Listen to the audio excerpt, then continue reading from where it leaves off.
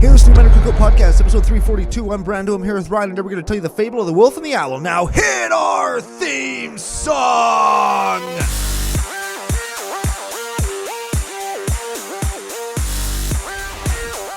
Hey, Ryan. We're back for yet another whirlwind adventure.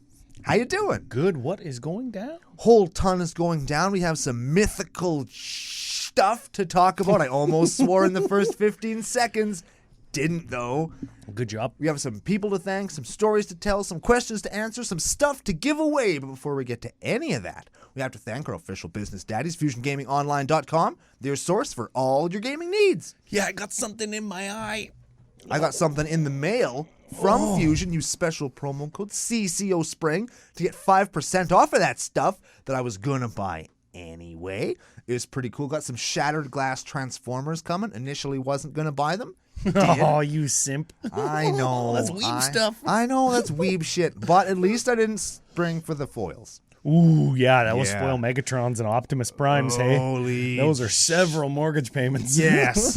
Yes, they are. But not for me, because I'm only getting regular ones. Plus, Regular ones. I opened an Optimus Prime. Ooh. Not foil shattered glass one, but a regular one, which was It cool. would have been several mortgage payments. I know, right? So I need a Blitzwing and a Megatron still, shattered glass one. So if anybody has one out there, I will trade you for them. Hey, cool. Well, here's the thing. I got all my Brothers War pre-order stuff in and some Christmas presents that are going to be painted. Used CCO Spring promo code. If you want to buy Christmas presents, Fusion's a great place to go. You can also use CCO Perks promo code. Get a 10% kickback when you spend over 100 Canadian dollars, which is, since the Canadian dollar took another dive, I think that's what, $48 US? Yeah, it's like £4 Yeah. if you're ordering from the UK. Yeah, it's 200 Australian dollars though. So Ooh, we're still doing better than them Aussies. yeah. Good day. Yeah, mind you, it's summer there right now. Yeah, well, Shout out to the Australians. We got some good Australian audience out there. that we do. You know what I want to do real quick here? I've Brad Gale, he's a good dude. never heard of her. He's I a good want to guy. I want to do this real quick and shout out some members of the Nation. Okay, so He's looking at the computer. yeah, top geographies, and this is from YouTube, which you should be watching and subscribing on because Joe, Works really hard to make us look cool. the editor Joe Mama, yeah, he's a good dude. Shout out to the land of the free, of course. That's where most people listen, and the Great White North, that is Canada. But shout out to Germany, Really? yeah, the UK, Spain, France, Oh, wow. yeah. We don't even speak Spanish or French. Well- we barely speak English or German. Well, Wow. it gets even better. Shout out to the 3.6% of viewers from India. I don't even speak Punjabi. Wow.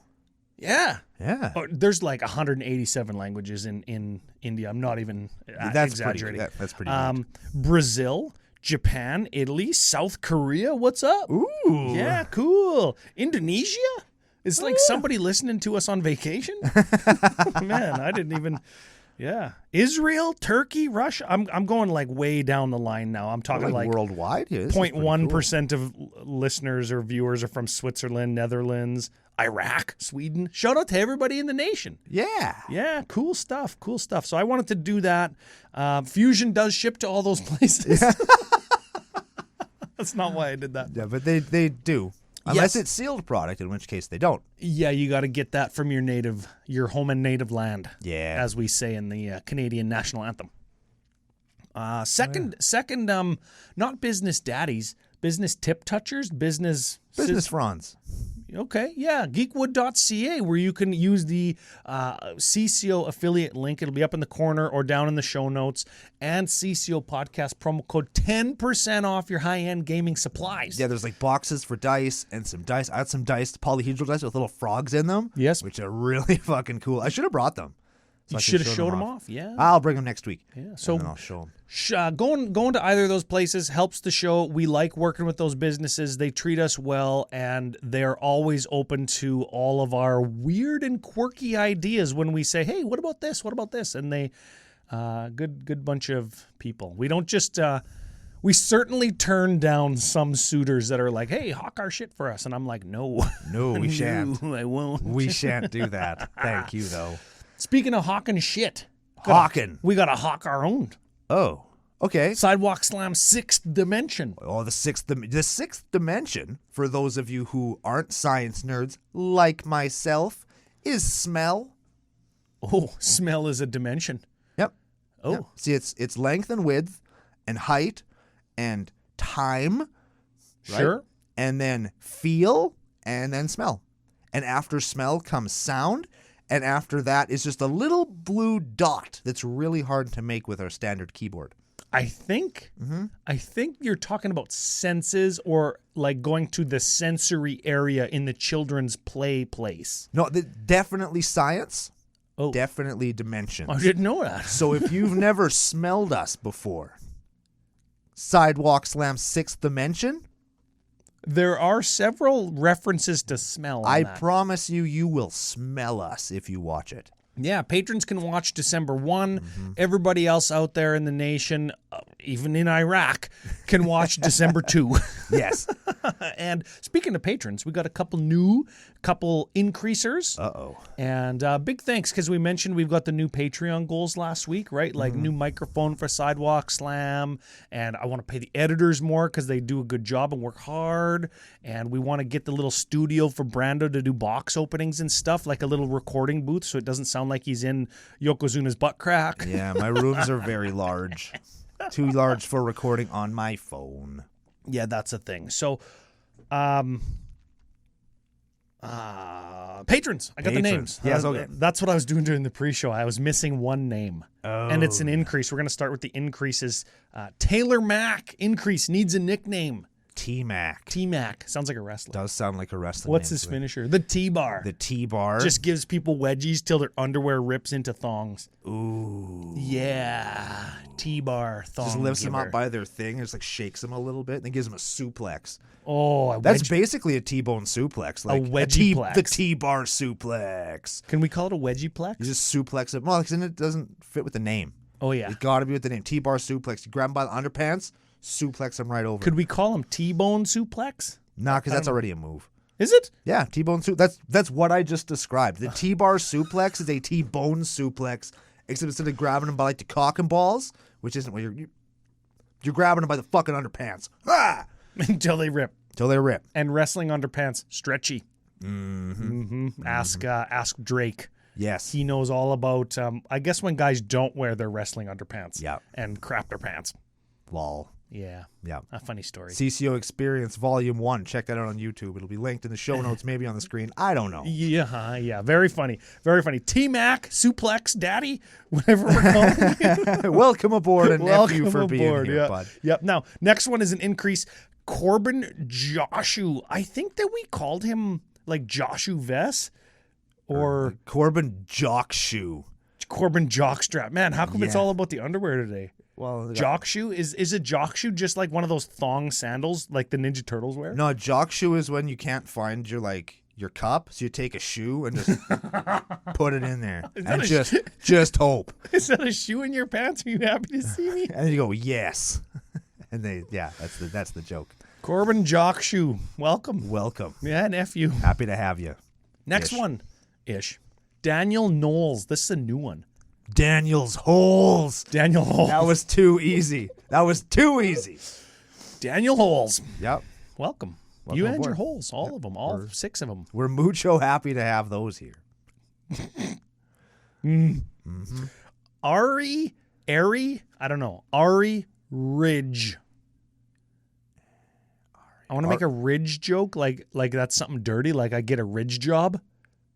RJ, a BJ, ZJ, RJ. Don't even know what they are, so you can't afford them. Yeah, I want an RJ. Ari kind of rhymes with army. And army kind Army. of reminds me of like army ants, like the little toy line from the 80s. I don't know if anybody remembers those. Nobody knows about those except you. They're like little dudes. There's blue ones and orange ones, and they were all little soldiers and had little guns and little flamethrowers and little rocket launchers, little missiles and shit. They were really cool. Joe should put some on the screen. They were really cool. They were fun to collect and stuff. I bet you Google doesn't even know about those. Really? Probably not. They were really. I don't know. I guess they weren't really popular, but they So were is this cool. Army Ant? Ari Blaster. Oh yeah. Well, that's a good. I like that. I want Blaster to be in somebody's name. And here we've done it. We've lived the dream. Army Blaster. Army Blaster. Yeah, because it could be like a big gun, or it could be like the Army Blaster. You know what I'm saying? Army, yeah. Yeah. I brought my gun, Army. We're terrible. We're terrible people. Oh, man. yep. Yeah, well, better than finger blaster joke. Ooh, maybe it's not if you're blasting somebody with your whole arm. Mm-hmm. Well, Army Blaster. No kink shaming in the nation. No, some people like that. That's right. It's fine. Yep. Okay. Some people's nickname is Sock Puppet, and we all know why. But we'd never shame them. No. Good for you, man. That takes dedication and shit. Takes all kinds in the nation. That's right. That's right. Yeah. Even Editor Joe. Yeah, He's shaking his head. Yeah, he says, you fucking guy. Yeah, why are you making me Google Army ants? How many National Geographic pictures did he get that aren't even the toy? Oh, too many. Like 700 million results that took 0.1 second for Google to find. Yeah. And you're like, no! I hope he finds the one that looks like Cobra Commander. He's got like a little flamethrower and he's got like the little sack mask over his face. Oh, man. It's really good. They're cool, man. Sack mask. If Army you don't Blaster. know, if you've never seen those Army ants, you should. They're very fun. They're from the perfect time in action figures. They're really cool. Neat. Mm-hmm. Okay. Well, speaking of really fun and neat, we got some giveaways. Oh, damn. Yeah, we got two. We got two giveaways. We've got the booster pack game winner from last week for guessing Ashnod the Uncaring. Oh, yeah. This goes out to Jeff R. Hall. Sounds like a wrestling name. Jeffer Hall? Jeff R. Hall. You get at us, commandercookout@gmail.com. Tell us that you won. Make sure it's really you so you don't ruin it for everybody on our system. Mm-hmm. Do you want a token pack, a sticker pack, or a booster pack? I have them in from FusionGamingOnline.com. And your address complete with your postal or zip code. Yeah. I need that so I don't have to look it up. And if you haven't seen the tokens or stickers, you go to commandercookout.com/store. You can see them all there. They're really cool. Let us know what you want, or if you want it to donate it to the Christmas mega sack. Santa's sack, Uncle Brando's sock drawer. What did we call it last week? Uncle Brando's foil sock drawer. Yes, if you want that, we can do that too. Maybe we'll give away to some extra lucky patron or something.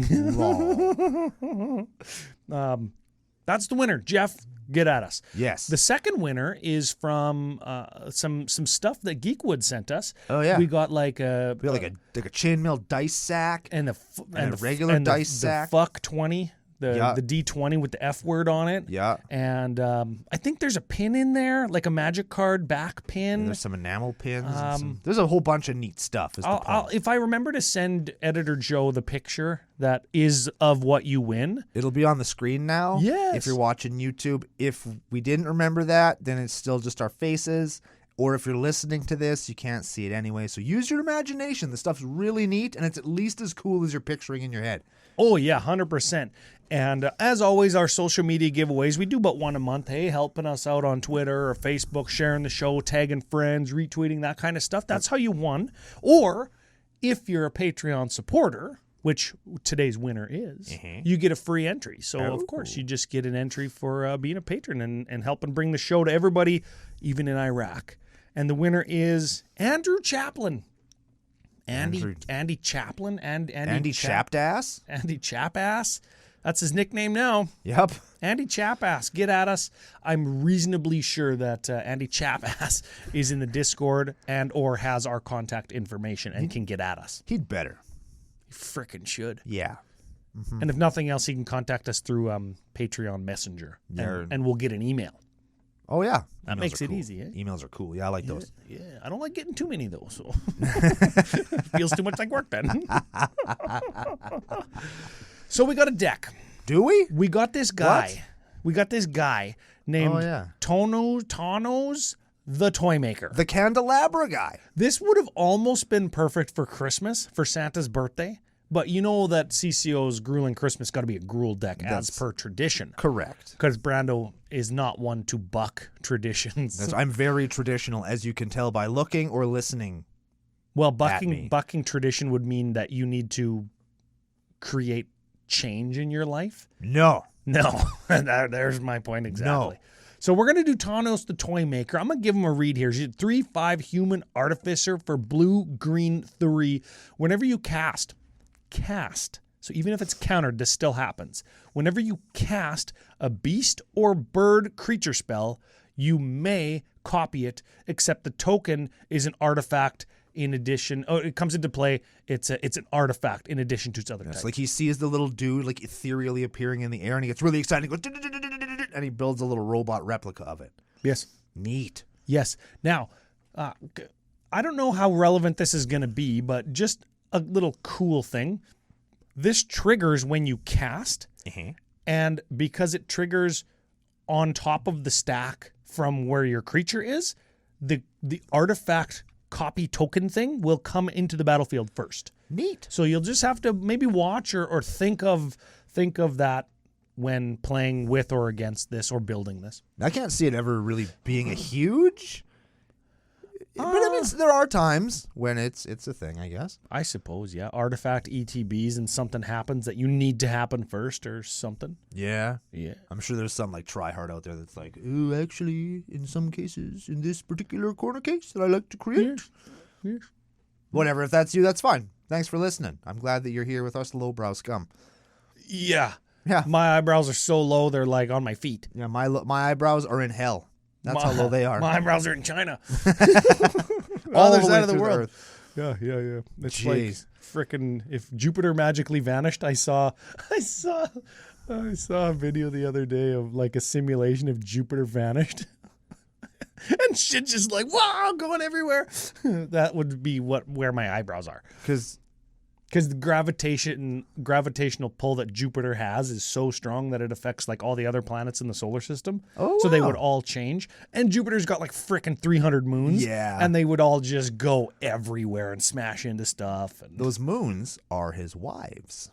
Oh, yeah? Jupiter, king of the gods. Yeah. King of which gods? The Roman gods. Oh, the Roman gods. And also the Greek gods. He's Zeus. Oh. Jupiter and Zeus are like the same. They're bros. They're like Urza and Mishra. No, they're the same person. They just changed the name when the Romans came over and sacked everything. They're like, yeah, we like all this shit. We're going to change it, though. You can change those names. Yep. Yeah. Yeah. Just like when Magic went to Amonkhet and it was Dark Sun, but they changed the name of everybody to Magic shit instead of Dark Sun stuff. Mm-hmm. Oh, yeah. Mm-hmm. Well, look at that. Mm-hmm. Okay. Mm-hmm. Who's the god of the gods in Egypt?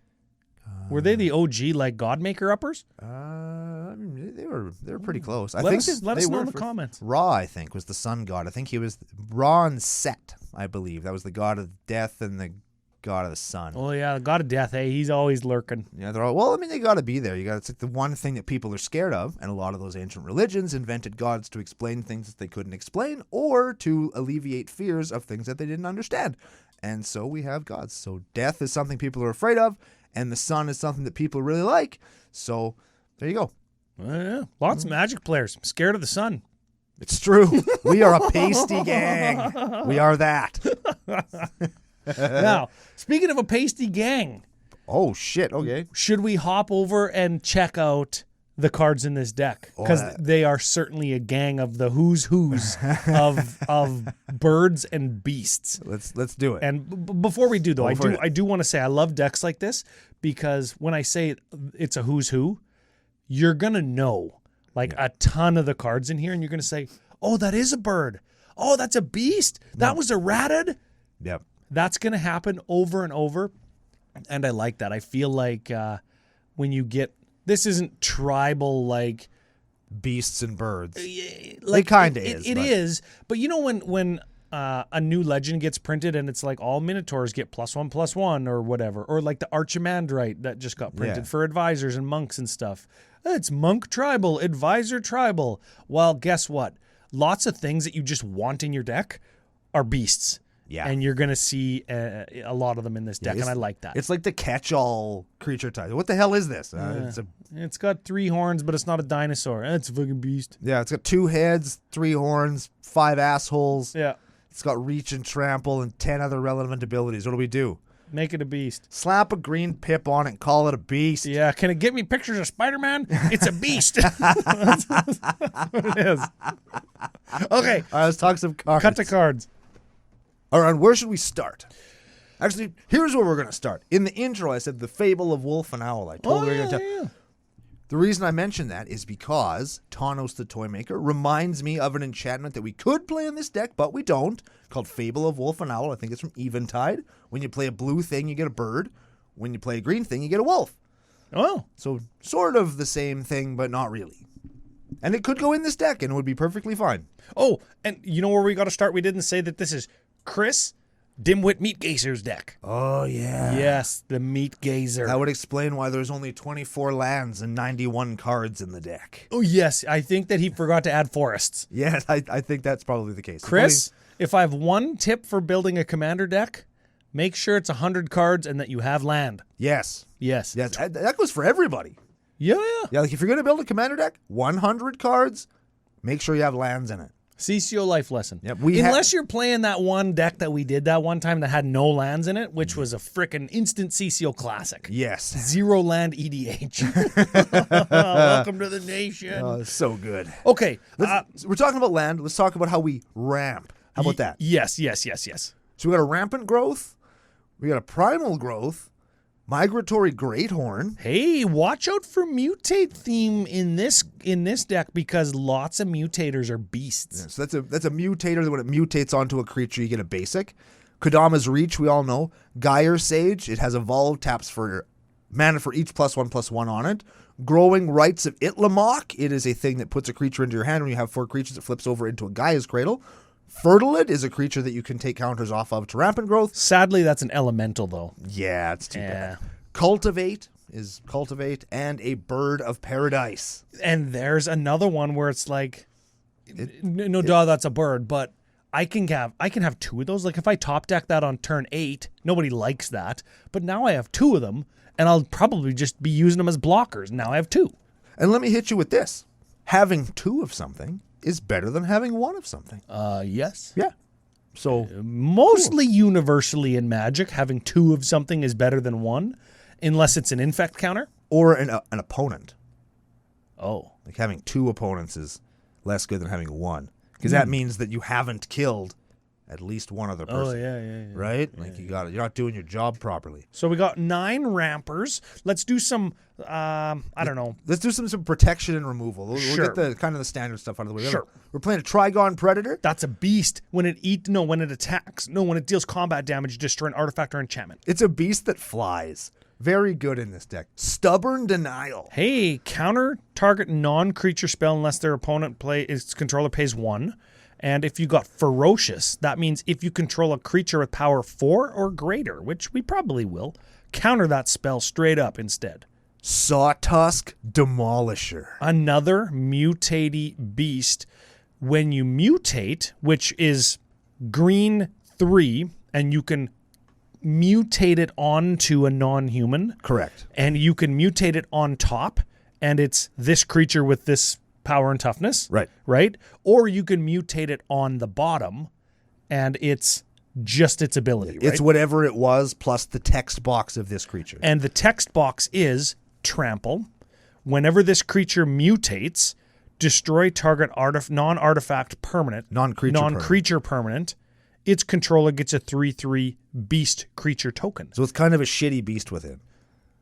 But you get a 6/6. Yeah, and you get a 6/6 out of the deal. So if I could beast within, get a 6/6, or just tack that onto another creature and destroy one of my birds of paradise that I have 2 of, I could upgrade my bird into a 3/3. You could. Not terrible. Raven form. That's destroy target artifact or creature, and its controller gets a 1/1 blue bird creature token. I could destroy my extra birds of paradise and make it a 1/1 instead of a 0/1. Pouncing Shore Shark. One of my favorite arts in all of Magic. When it's a shark beast. Look at that. Yep. Frick. You can mutate it for blue 3. When it mutates, you return target creature and opponent controls to its owner's hand. Now at this point. And it's got flash.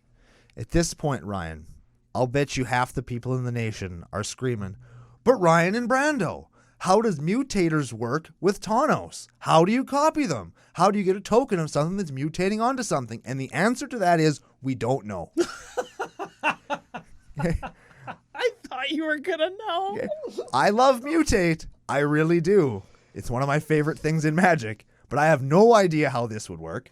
And I don't think anybody really does. I don't think anybody actually knows. Well, here's the thing. If we read the reminder text for Mutate, it's if you cast this spell for its mutate cost, put it over or under target non-human creature you own. We own, that's cool. We own, yeah. They mutate into the creature on top, plus all abilities from under it. Oh, you mutate, you can't, do you choose whether you put it under or over? Yeah. Okay, so we can choose if we go under or over. Yep. And it's worded that way to eliminate words from the card. Yes. Okay, if we copy it, we are not casting it for its mana, for its mutate cost. Right. So it is, to my understanding, that if we're not casting it, we cannot mutate with it. And it would just ETB as a 4/3 with flash that says when it mutates, you do this. And we just wouldn't do it because we're not mutating it, right? So we'd mutate a creature into a pouncing shore shark and then get a pouncing shore shark as well. The copy from Tawnos would enter the battlefield first as just a pouncing shore shark flopping around on the battlefield. Okay. And then the mutate one would come into play targeting the thing that we're mutating it onto. I'm reasonably sure that that's how it would work. Sure. I wholeheartedly did not think about copying with the commander of the deck when I was going through the deck. I was just like, oh yeah, it's got mutate. Those are all beasts. That makes lots of sense. That makes, yep, but no. Okay, if we're wrong, tell us in the comments or on Discord, which I'm sure you all will. Let us continue with our mutators. We have a gem raiser. What's the fucking blind leading the blind? Okay, this one ETBs and destroys target artifact or enchantment an opponent controls when you mutate it. Yeah, and it has reach and trample. That triggers again if I had like that gem raiser mutated onto my Birds of Paradise. Mm-hmm. I would gem raise a permanent. Right. And then I do the pouncing shore shark. I would gem raiser and pouncing shore shark, right? That is correct. I would destroy something and bounce something. And then I do the Beast Within guy, that Sawtusk Demolisher. Yep. I would do all three. Exactly. Okay. Mutate is amazing. And because they all trigger at the same time, when you mutate, I can order them on the stack to resolve the way I want. That's right. Destroy this first, then bounce this, then destroy this. Destroy your thing, kill your land, bounce your beast token. Yes. Yeah. Oh, that would be good. Bounce the beast token I just gave you. Yeah. That's pretty good. Fuck them. Unless I gave myself a beast token. Then you wouldn't do that. No. All right, next up we have Just a Bird in Isior Wardwing Familiar. Yeah, spells your opponents cast that target my stuff or commanders that I control cost 3 more to cast. Gives him Ward 3. That's a Ward 3 for old Tawnos, and that's his bird friend. Consuming Tide. Each player chooses a non-land permanent they control. Return all non-land permanents not chosen this way to their owner's hand. Then you would draw a card for each opponent who has more cards in their hand than you. Cool. That's like what's that Wrath where each player chooses a creature then destroys the rest? Last one standing? Sure. That one. I just made that up. But Consuming Tide is like that except blue, so it bounces and card draws. Coastal Breach. Oh yeah, I love a good breach. Undaunted. This is from Commander 16? 17? Commander back in the day, 16. 16 was Undaunted? Yep. Sure. Return all non-land permies to their owner's hand, and it's got Undaunted, which means it costs 1 less to cast for each opponent. I hate saying this. I absolutely loathe that I'm about to say this. But should this just not be Rift? Ooh, I thought you were going to say, should this be an instant? And I was like, yeah, it should be. No, like if you're, I think if you're going to pay 7 to air quotes reset the game, just win. You know what I mean? Like, I would have to agree. I would rather be rifted than coastal breached, I think. Non-land permanents to their owner's hand. Yeah, because it bounces your stuff. Because it's not like this deck is going 100 miles an hour where you're going to rebuild super fast and then just outvalue and outpace your opponent. I think a couple things. So this costs 7, but if you have 3 opponents, it costs 4. And if you cast it on turn 4 or 5, there isn't a whole ton of rebuilding that one would need to do to be where they were, right? Yeah. But the counter argument is, well, I don't have a whole ton of mana development by turn 4 to be able to redeploy all my threats. Yeah. So I can see both sides from that standpoint. Should it be Rift? Well, instead of $35. It's 5. Yeah. That's a thing. And some people really, really dislike playing Cyclonic Rift because it represents like that one, oh, that guy just played fucking Rift and won. Yeah. It's like that, right? Oh, then he drew his Crater Hoof. Oh, then he tutored for his Rift and won, right? It's that card. Yeah, I guess. But I do see it like if this happened to me on turn 87 and I'm like, well, do you just win now? No. Yeah, no, we have to start playing I'd again. rather get rifted. Yeah. And the last one, we've basically already talked about. We have a Beast Within as well. Sure. Let's talk about some enchantments. We're going to make our little dudes better. Okay. And we'll talk some enchantments to make our dudes better. Simic Ascendancy. Ooh, you pay 3 or something, and you put a +1 counter on target creature you control, and when there are +1 counters, when you got more than 20 of them, you win the game? Whenever you use Simic Ascendancy to put a counter on something, or whenever a creature you control gets a +1/+1 counter, it gets an Ascendancy counter. Then, at the beginning of your upkeep, if it has 20 or more counters on it, you win the game. Ooh, alternate win con. Pretty cool. Primal Vigor. Primal Vigor. If 1 or more tokens would be put onto the battlefield, twice that many. And if 1 or more +1s would be put onto something, twice that many. This is doubling season, but for everybody. Yeah, I'm going to call it shitty doubling season. Because yes. It works for everybody. It's symmetrical. It costs the same amount of mana, but it costs significantly less money. Money. You know what I like about this card is when you can play the political game with it and say, I'm giving you all of the tokens and stuff, and I've got a wall of blockers and big guys, and your opponents attack each other with double +1s and stuff. You know what I like? I like when I play this in Omnath and everybody thinks, idiot. And then I go, play a land. exactly, idiots. Path of Discovery. Enchantment. Whenever a creature enters the battlefield under your control, it explores, and that's revealing the top card of your library. Put that into your hand if it's a land. Otherwise, put a +1 counter on a creature, then on that creature, and then put the card back into your graveyard. Or into your graveyard. On top or into your graveyard. So you look at the top. If it's a land, you get it. If it's not a land, you can make your dude bigger, and then you can either keep that thing or not keep the thing. Oh. It's pretty good. I like That's pretty good because whenever a creature enters the battlefield, you mean whenever both our creatures enter. So we explore once and then we explore again. That's right. With a Birds of Paradise, for example. Or if we're playing Primal Vigor, we're going to explore once, twice, thrice. Oh, yeah. Shit, yeah. Thrice plore. Invigorating Surge. Ooh, I play this in Calamax. This is an instant, mind you. Green 2 instant. Put a +1 counter on target creature you control, then double the number of +1s on that creature. It's an instant. Yeah. Love that. Yeah, tap and attack for Calamax. Take 4. Nah, just kidding. Take 14 or whatever it is. Inexorable Tide. Inexorable. Yeah, that's what I said. Yes. Proliferate whenever you cast a spell. Hydra's Growth. That's freaking good. We're seeing a little +1 counter theme here, aren't we? That we are. Yeah, okay. Hydra's Growth.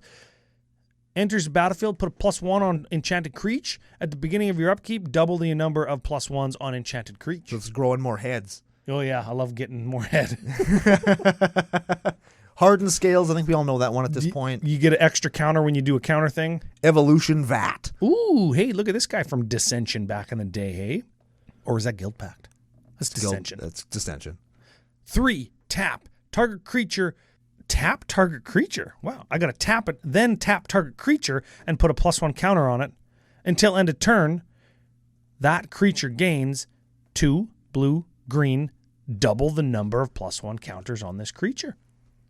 I do that during the end of your turn, right? Yeah. That's when I tap them. Yep. I block and then before damage tap them. Yeah, if you have 7 mana up to do that. This is kind of a neat card, but I think it's more like this is cool. I'm going to put this in here. Yeah, you know what I like this card better than for 7 mana? What's that? Frickin' Rift.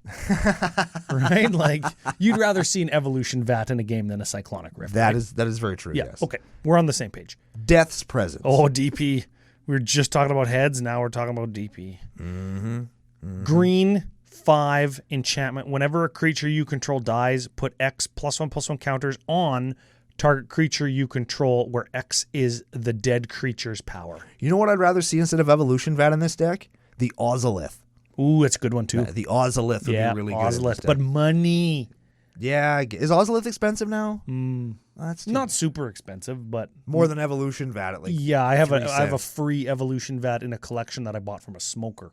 It's just sitting in a box. Last enchanty is Branching Evolution. Hey, look at this guy from Jumpstart, $22. If one or more +1s are put onto a creature, you can do twice that many +1s on a creature instead. I love that picture. Yeah. And I like how, like, the elks, they kind of look regular, but, like, then the bunnies have 2 sets of ears, and the snake has 2 heads, and the cat has 2 tails. Then the flamingos are fine, and then there's a bird with 2 tails and 2 heads. Yeah. It's like, what the hell's going on? I really like that. No. That's a great picture. Yeah, it's kind of thematic, too. It's got beasts and birds in it, hey? Yeah? Yeah, cool. Let's do card advantage next. Oh, sure. We could probably blow through this one pretty quick. You'd think so. Oh, frick. You'd think so, but then you'd look at the section. Nothing's easy in the nation, everybody. Souvenir Snatcher. This is a mutate bird. When you mutate, gain control of target non-creature artifact. Yeah, that's a cool one. Hard to play on VDH. River Kelpie. Oh, frick. It's got persist, so when it dies, it comes back with a -1. If we can +1 that, then we can do this inevitably, which is cool. When it or another permanent enters the battlefield from a graveyard, draw a card. That's kind of weird. We haven't seen any graveyard getter backer stuff yet. But this works by itself because it comes back itself because it has persist. And we can do it over and over again. So let's find out what it is. Okay. When a player casts a spell from a graveyard, draw a card. Oh. I really feel like so we just get this back over and over? I think that's a metagame play because there's no sack engine and there's no real graveyard getter backer. It's a beast, so we would get 2 of them. And we're playing a +1 sub-theme, so this would come back indefinitely when we can put a +1 counter on it. If we can find a way of putting it into a graveyard over and over again. Well, yeah, blocking. Yeah, by blocking with it, you block with this when you have your primal whatever, the doubling season for everybody. That's what I was talking about. Sure. That works. Parcel Beast. PB. This is, look at the top card of your library. If it's a land, you can put it into your hand to the battlefield. If you don't, you put it into your hand.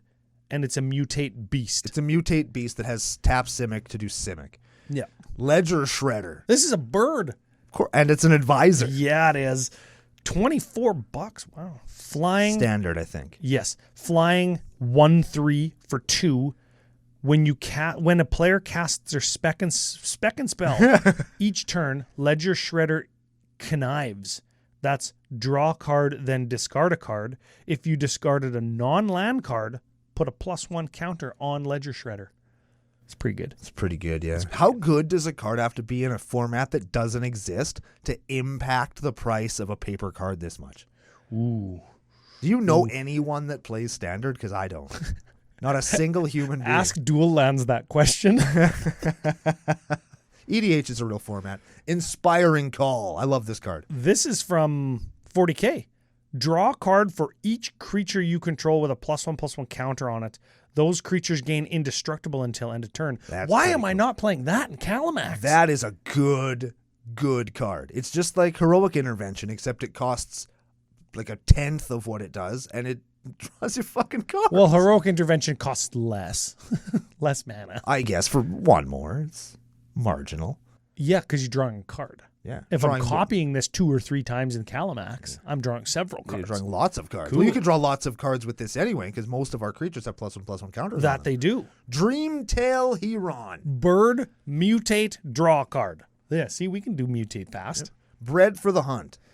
Whenever a creature you control with a +1 counter on it deals combat damage to a player, draw a card. That's a great card. I like that one. That's that's Curiosity, but for +1. Could also be Coastal Piracy. Could also be Bident of Thassa. There you go. For not a lot more money, and then you don't have the hoop of +1/+1 counter. This is thematic, so I like it. But you could play either of those other 2 cards, or all 3. Or you could play all 3 if that's what you want. Yeah, because this deck I think wants to attack, right? Yeah. Okay. Wait, Graveyard Getter backers. Here they are. Oh shit, let's do those. Sure. Okay. Where? Salvage. Oh, salvage. Yeah, that's the name of the custom category. I was like, where are you talking about Graveyard Getter backers, man? Okay. You happen on a glade. Ooh, 3-drop instant, mind you. Choose 1. Search your library for up to 2 basics, put them into your hand, then shuff. Return a permanent from your graveyard to your hand. It's pretty good. Oh, that doesn't put it into play, though, so you wouldn't draw a card. No. Let's try again. Regrowth. Graveyard Getter Backer. Doesn't draw you a card. Grave Sifter. This is a beast. Yeah. This is a beast. It's a 5/7 beast, mind you, for 6. That's pretty good. When it enters the battlefield, choose a creature type and return any number of cards of that type from your graveyard to your hand. Also doesn't put them into place. Cut that fucking thing. That River Kelpie. Get that. This gets all your beasts or birds back, though. Get a Beast Whisper. Play the card that I'm going to suggest later. Balagad Recovery. Graveyard Getter Backer, but it's a land on the Also other doesn't side. draw you a card. Yeah, we're cutting that River Kelpie. We're cutting it. Okay, mass production. I want to do this before we get to the beasts. Okay. Check this out. Strionic Resonator. That copies Tawnos' ability. So That's you're cool. copying copy. Yes. Okay. Second Harvest. For each token you control, create another token. Yeah. Instant. That's awesome. Instant, mind you. I like that lot. That is a freaking... That card fucks. Yes. In that this card. deck. That card will fuck somebody's life up. Yes. Sahili's Artistry. Sorcery for 6. Choose one or both. Wonder what we'll pick every time. Create a token that's a copy of target artifact. Create a token that's a copy of target creature, except it's an artifact. Used to play that in Brutaclad. Get 2 creatures. We're going to get both, yep. Lithoform Engine. That's a cool one. Oh, baby. 4-drop costs, 2, tap, copy an activated or triggered ability. Tawnos. Yep. 3 tap, copy an instant or sorcery. Maybe we would. Inspiring Call. Would that be pretty good? Yeah. 4 tap, create a copy target permanent spell you control, which is essentially just what Tawnos does. Yeah, that is Tawnos' ability. So we would pick we would do all 3 of those, I guess. Yep.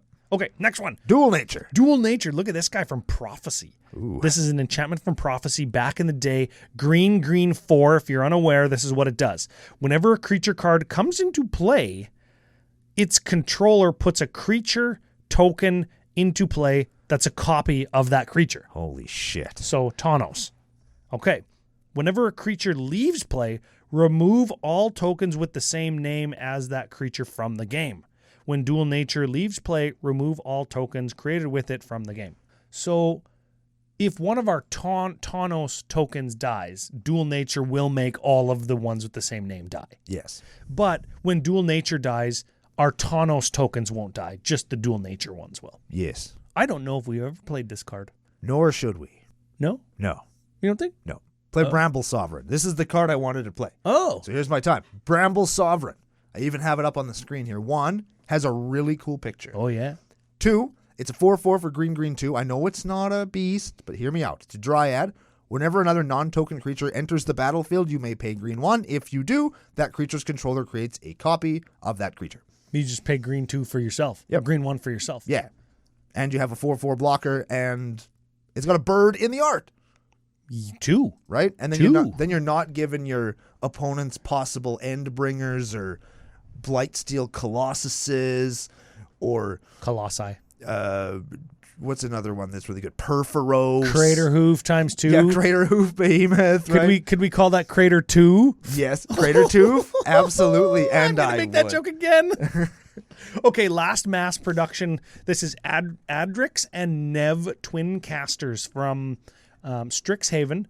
Frickin' $23 for this. Ward 2, 2/2 for Simic and 2. If you do one thing, you do 2 things instead. which is create tokens. Yes, it's doubling season just for tokens with your guy. So Tawnos, double Tawnos is with Adrix and Nev. Double, 2/2/2/2.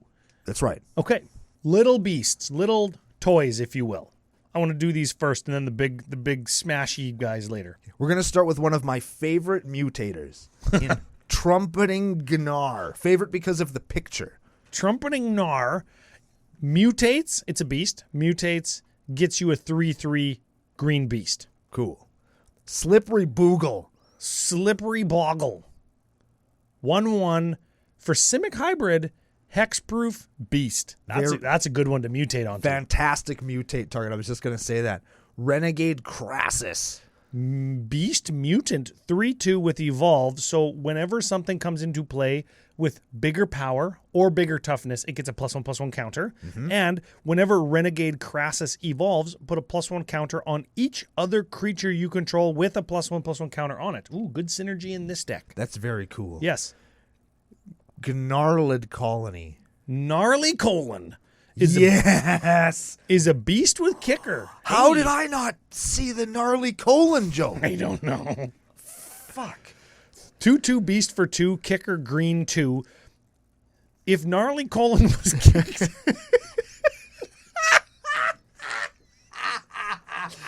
Okay. Well, if it wasn't before, now it is. If Gnarly Colon was kicked, it enters the battlefield with 2 +1s. And each creature you control with a +1 on it has Trampski.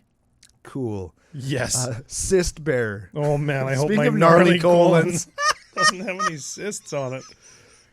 This is a 2/3 beast with infect. I don't think we ever played this card in any infect deck we've ever done. No. I painted one of these cards, like one of my first ever painted cards was this card, and I still have it. Huh. Classic. So maybe that's why it's in here. Yeah. Cockwork Vorak. Oh man, I like getting Voraked. This is a 0/0 for 5. What? I'm listening. Yeah. Does it make us discard our hand or exile our library? I wish. It's a beast though. It's got trample.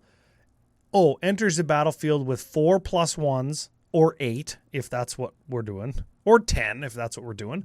Yeah. When Clockwork Vorak attacks or blocks, you remove a +1 counter from it, but you can also tap it to put a +1/+1 counter on Clockwork. Now, we have another Clockwork. It does the same exact thing, except it's a 3/3 bird with flying. And you can't tap it to put a... Yeah, when you hear Clockwork, it's ETBs with +1s, and you lose whenever you attack or block. Yeah, there's a Hydra that does that as well from Time Spiral that you can also take counters off to do damage. There's a dragon from, like, Antiquities. Yeah. Clockwork Dragon. Clockwork Beast, I think, is another one. I don't know why we're not playing that one. Anyways. Well, maybe it's not. It's probably not a beast. Got errated into like a dinosaur or something.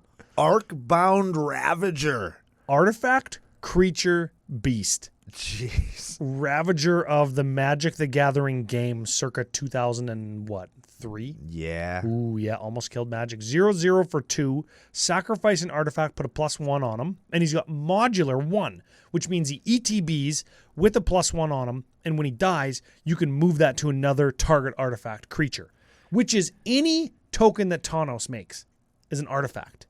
Yeah. Ooh, just FYI. Arcbound Lancer, artifact creature beast, modular 4, costs 7. Yeah. But you can move 4 +1s when it dies. And then Arcbound Hybrid, artifact creature haste, modular 2 for 4.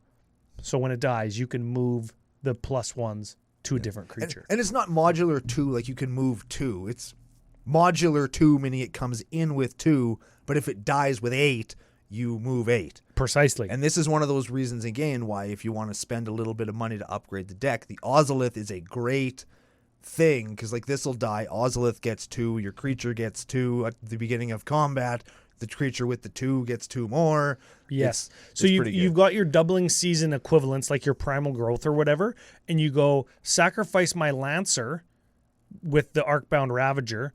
So 4 gets moved to 8, which gets moved to 9 with the hardened scales, onto your Arcbound Hybrid that already has 2, which is 4, which is 5. So you're adding 9 more, so you got 14, and then you sacrifice the hybrid onto the Ravager, and then you sack the Ravager to put them onto whatever you're actually going to attack with, something with flying like a Birds of Paradise, and you hit somebody for like 50. That's what you do. Yep. That's why Ravager ruined fucking Magic. And if you have an Ozolith, now you're hitting them for 100. You could just recast. Yeah, it's recast and do it again. Yep. It's amazing. So we'll move. Those are the small things. Let's move on to those the are big the things. small things. Those are the small things you can do. Those are the stocking stuffers, if you will. Oh, Let's I love use the Christmas stuffing analogy. stockings. Yeah. Now we're on to the main event. This is the 64. This is the Nintendo. This is the not bag of underwear. Yes. This is the cool thing you're going to spend the rest of Christmas morning playing with. This is the bottle of Crown Royal that my brother buys me every year because he can't think of what else to buy me, and he knows that I'll drink it all in one night. Man, I was going to say the train set. Oh. Yeah. Oh. Yeah. Well, whatever. You get beer, I get a train. Man, if we were having Christmas together, we could get drunk and play with a train set. Hey. That sounds like fun. Your kid would probably be into that. Yeah, He'd he probably gets think drunk that was too. fun too. He loves getting drunk. And he doesn't get drunk. Jesus Christ. No, that's a joke. Yeah, we have to. Yeah. Yes. Yeah. Okay. Spine biter. Oh, yeah. And if there was Spine biter. ever a card that looks like an asshole that really shouldn't, spine biter. Yep. Yeah. 3/4 assigns its combat damage as though it were not blocked for 6 with infect. Ooh. I don't know, man. Get some +1s from Arcbound Ravager on this. Yeah, I suppose that could be. It's got where we're super going. trample and infect. This is a win condition. That's true. You don't even need a Crater Tooth. Well, maybe we're not even playing Crater Tooth. Yeah, probably aren't. We don't know. Yeah. Ridge Scale Tusker. Ooh, a beast. The last one was a beast too, FYI. So we would actually have 2 of these. Yes. Okay, Ridge Scale Tusker, 5/5 for 5 beast. Enters the battlefield. Put a +1 counter on each creature you control. Yeah. Hey, that's good in this deck. Pretty good. That's good in lots of decks. Let's talk about bursts. Wait a second. Let's talk about that card being a 35-cent mini Crater Hoof or Pathbreaker Ibex or Triumph of the Horde. Let's talk about that card for a second because that's 35 cents for a win con in a token deck. Or what's the other one that's like $3 or whatever? Bog Beast or something? Loaming Bog Beast? Like you gain 2 life whenever it attacks, and then your guys get big and trample for the amount of life you've gained that turn. Just things that people forget about because everybody's so rock hard for Crater Hoof that all the things that are just like Crater Hoof kind of go to the wayside. Like this one. It's an uncommon from Kaladesh. Pick them up. Yep. Yeah. Here we go. Questing Beast. Is a beast. Fuck. I lost to a Questing Beast deck in Seattle because I didn't know that it worked like this. So I'll give it a read. It's a 4/4 beast for 4 because why would it cost more than 4? Yeah. Vigilance, Death Touch, Haste. And Still only costs 4? are those the only words on the card, Ryan? No, there are several more. Okay. Questing Beast can't be blocked by creatures with power 2 or less. That has to be it, right? So you can't chump it. No. And so this has to be it. Okay. And it's got Death Touch, so it's going to get its guy. That's going to get its man. Okay. Yep. Okay. Combat damage that would be dealt by creatures you control cannot be prevented. So nice fog, dick face. This is why I lost. Yeah. Because it was a Questing Beast fog deck. And the guy's creatures just never died. I couldn't kill them because of fog. He would fog all my damage and none of his. I was like, what the fuck? Every time it happened, it's like I relearned it. It didn't register because that's something that doesn't happen in Magic. Mm-hmm. Fog prevents damage. That's what happens. No, except in Questing Beast. Except in Questing Beast decks, and I got blown out like 6 times. Whoa. Yeah. And that's all the creature does, right? That's it. No. What? Okay, all right. What else does it do, Ryan? Whenever Questing Beast deals combat damage to an opponent, it deals that much damage to target planeswalker that player controls. Why not? So it's a removal spell too. Why not? Yeah. It's a slow and shitty, clunky removal spell. But when you tack that on to an otherwise fantastic, very powerful best creature of 2019, Yeah. maybe Korvald has something to say about that. But Questing Beast, pretty good. It's just not too bad. Keep in mind it is legendary, so you can't have 2 of them. But still. I'm okay with this because I'll get an ETB trigger out of it. Meh. And then it'll die. How about Hydroid Krasis? Yeah, we're getting into the who's who of beasts now, right? This is the bubble butt Hydra we talked about back in the day. Jellyfish, Hydra, Beast. Yep. There it is. Blue, green, X for a 0/0. Enters the battlefield with X +1s on it. When you cast this spell, you gain half X life and draw half X cards, rounded down each time. So X equals 3. You're going to get a 3/3 for 5. X equals 4. You're going to get a 4/4 for 6. Gain 2, draw 2. Neat. So when you have a Hydra like this and you get a copy of it, it copies all values of it. Thus, they will get the counters and not be a 0/0 when they come into play. Yes? That's important. Ooh. You're copying it when you cast it. So X equals 0 anywhere except the stack. And this card is on the stack when it gets copied, so the value of X should be copied. Let us know in the comments if we're wrong. That's how I interpret it as well, but it is important to throw those things out there because we don't know all the little intricacies, but that is something to keep in mind and probably look up. That's really freaking good. That's how it works. Now let's talk about the myth, the legend. This is a handsome devil. No, people think that we're going to talk. I'm just going to scream Brash Taunter, and I wish I could. Oh, this is Brash Taunter's best friend. This is Brash Taunter's good buddy, Herd Baloth. Turd Baylor. CCO preview card, Turd Baylor. 4/4 beast for green 3. Whenever one or more +1/+1 counters are put on Turd Baylor, you create a 4/4 green beast creature token. Yeah, That's baby. a good card. Man, that is so freaking good. Yep. It was so good. I was so excited about it. Built a whole deck around it. Do you go infinite in that deck? Sure do. Put a +1, get a guy, put a +1. Spike Feeder, Archangel of Thune, baby. Ooh. And also this does what's the green denizen from Return to Ravnica? Whenever you play whenever a green creature ETBs, you get a +1. Or whenever you put a +1, you get a 1/1. I don't know. They both do the same thing. I play it with Heliod, where every time you gain life, it's like a life gain deck. So every time you gain a life, put a +1/+1 counter on target creature. I put it on Herd Baloth, get a dude. Get a dude. Yep. Yeah. Okay. Here, let's talk about more creatures that have too many abilities. An Elgar Gargaroth. Elgar Gargadoth. Elgar Gargaroth. That sounds like a legendary creature. Elder Gargaroth. 6/6 beast for 5. That's already good. That's already a good rate. This would have been an uncommon in Alpha. Yep. Vigilance, Reach, Trample. Still listening? Yeah, because there's more. When it attacks or blocks, doesn't matter what it does, and it's going to do both because it's vigilant. Choose one. Create a 3/3 green beast creature token. That's pretty good. Yeah, why not? Gain 3 life. Probably not going to do that one. Draw a card. What the fuck? Draw a card. Sure. Yeah, let's draw a card. Man. Why not? We're not done with the greatest hits of green beasts yet, though. We do have a Crady C. Crady C. Crady B, I guess. Yes. Crater Tooth. I do like that because we will have 2 of these. And let's say we've got 5 guys. Crater Hoof is 6. All our creatures get +6/+6, and then +7/+7. Yeah. Oh, that's good. If one Crater Hoof wasn't enough to get it done, 2 fucking will be. Yes. Let's be honest with ourselves and each other. Yes. Next up, we have the greatest beast, Chameleon Colossus. Hey, this is a good guy. He's a shapeshifter. You got changeling, so he's every creature type, bird and beast. Mm-hmm.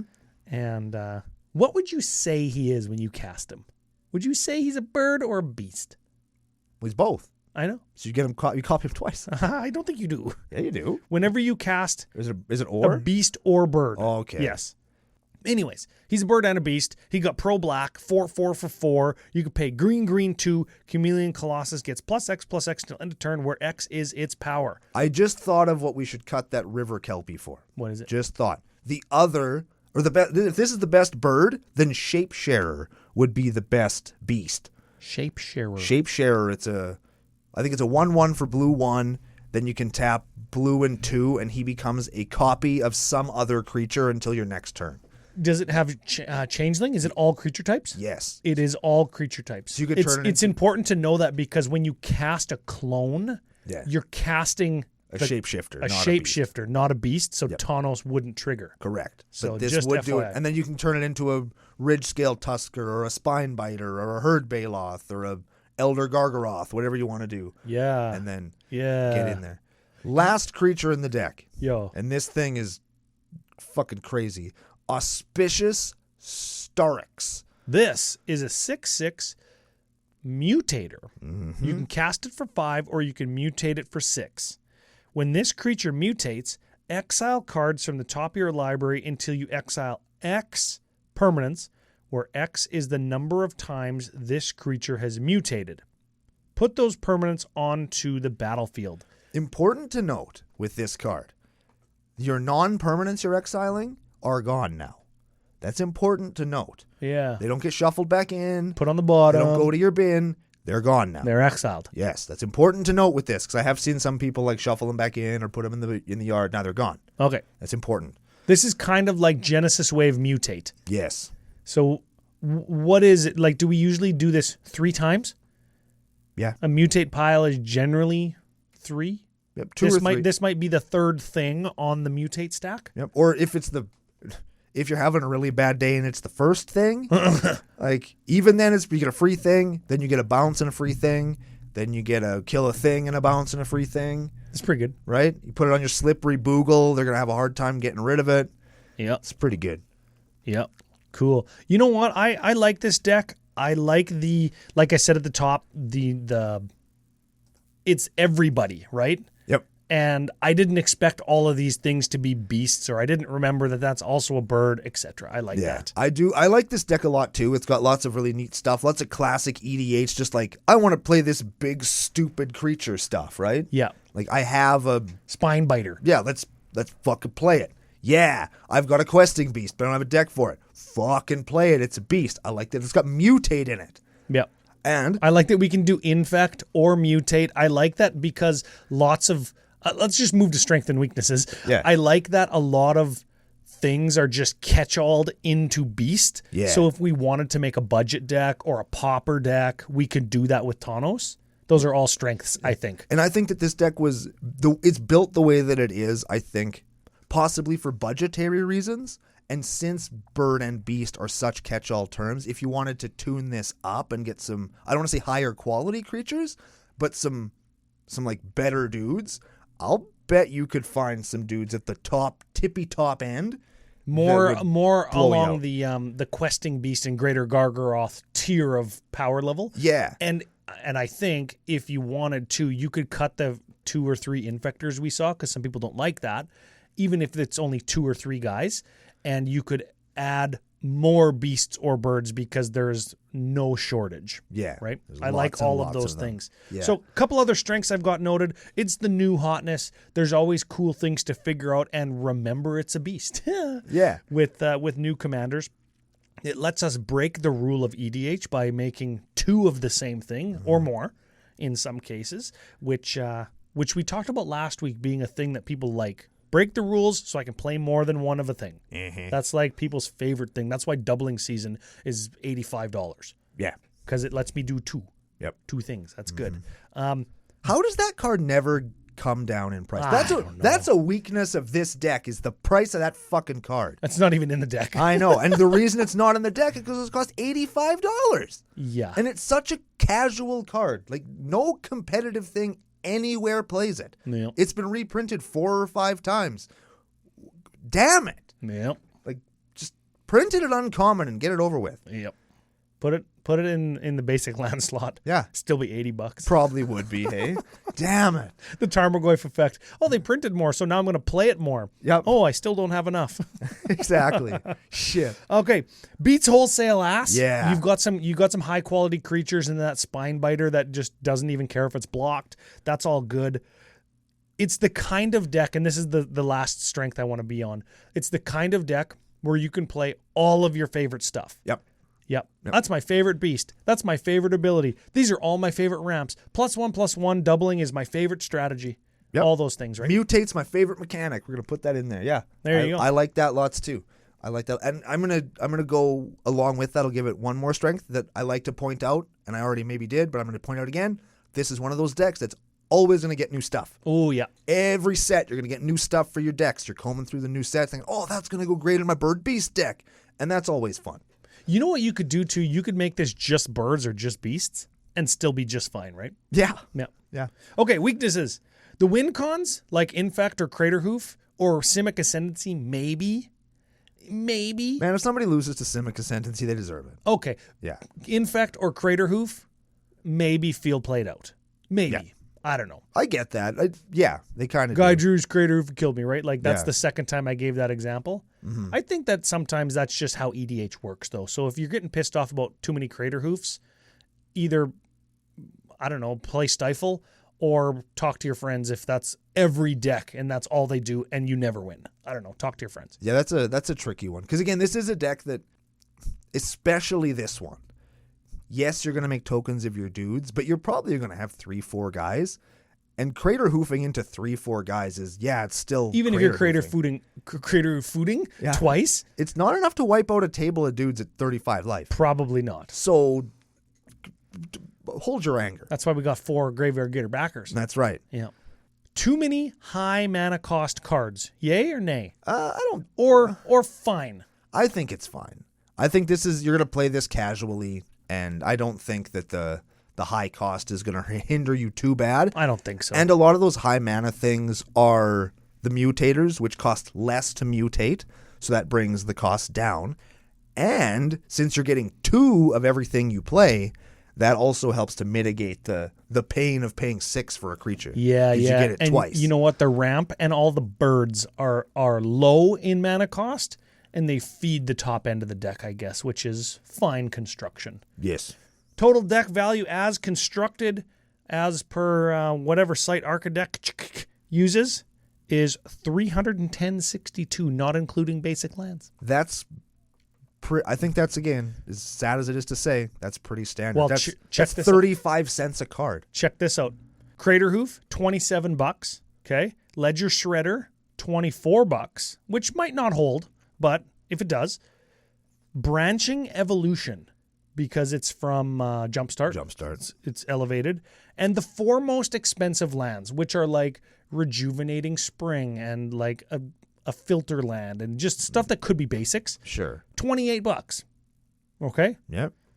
Cut all that, you save $101, deck's $200. Sure. I think that's what a deck can cost.